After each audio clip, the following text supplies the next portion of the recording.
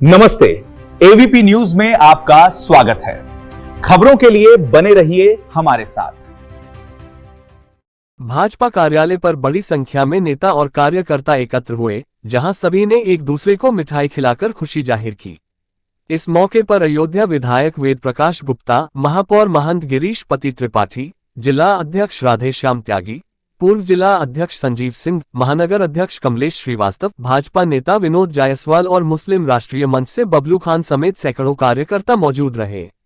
वहीं नेताओं ने इस जीत को ऐतिहासिक बताते हुए कहा कि आजादी के बाद पहली बार पश्चिम बंगाल में भाजपा को इतनी बड़ी सफलता मिली है। कार्यकर्ताओं ने रामनगरी से माता काली की नगरी को प्रणाम कर जीत का संदेश दिया। सभी नेताओं ने उम्मीद जताई कि अब पश्चिम बंगाल में बदलाव और विकास का नया दौर शुरू होगा। भाजपा के पूर्व सांसद लल्लू सिंह ने भी जीत को लेकर खुशी जाहिर की। उन्होंने कहा कि आदरणीय प्रधानमंत्री नरेंद्र मोदी के नेतृत्व में आज देश उन्नति और प्रगति के मार्ग पर तेजी से चल रहा है। अयोध्या से तुफैल अहमद की रिपोर्ट।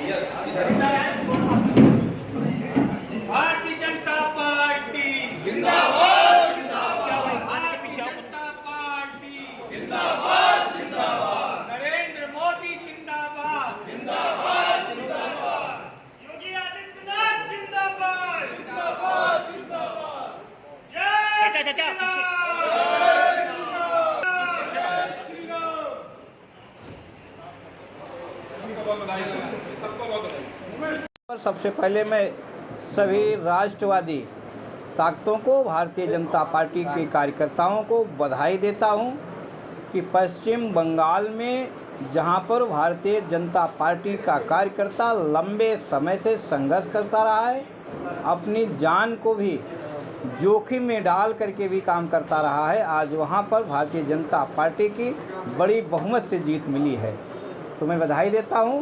दूसरी बात कहता हूं, भारत के प्रधानमंत्री माननीय नरेंद्र मोदी जी और उत्तर प्रदेश के मुख्यमंत्री पूज्य योगी आदित्यनाथ जी ने तय किया है कि हमें भारत माता को 2047 में दुनिया के सर्वोच्च राष्ट्र पर बिठाना है। तो उसकी एक जीत उसकी एक मिसाल है, क्योंकि देश गाय, गंगा, गायत्री और गीता में विश्वास करने वाला देश है। इस नाते आप देख पा रहे हैं, गंगोत्री से लेकर के गंगा सागर तक पूरी राम लहर चल चुकी है, और यह केंद्रीय और प्रदेश नेतृत्व के बलबूते हुआ है, सभी कार्यकर्ताओं के बलबूते हुआ है। मैं इस अवसर पर सबको बहुत बहुत धन्यवाद देता हूँ। पश्चिम बंगाल में सरकार आने का सबसे बड़ा कारण ये है कि ममता बनर्जी का जो कुशासन था, जिसमें 15 साल तक भारतीय जनता पार्टी के कार्यकर्ताओं की लाशों पर खेल करके उन्होंने बांग्लादेशी घुसपैठियों को संरक्षण देने का काम किया था, आज कहीं न कहीं बंगाल की जनता ने उस घुसपैठ के खिलाफ, उस कार्यकर्ताओं की हत्या के खिलाफ, भारतीय जनता पार्टी के कार्यकर्ताओं के दमन का बदला बंगाल के वोटर ने अपने जनादेश के रूप में भारतीय जनता पार्टी को दिया है।